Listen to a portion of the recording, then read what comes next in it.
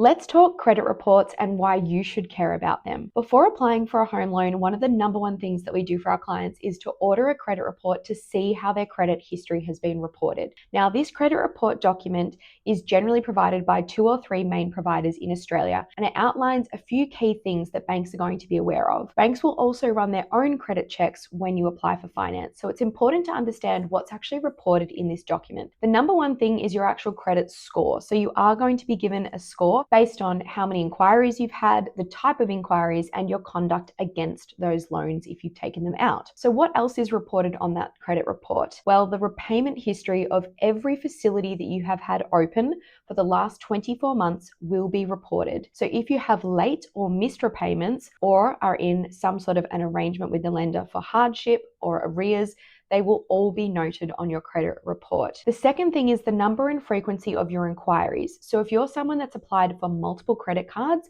your last 5 to 7 years worth of inquiries will be reported on your credit report, and the bank will be able to see patterns around the frequency and types of applications for finance you're applying for. So what do the bank want to see? Number one, they want to see that you're making your repayments on time.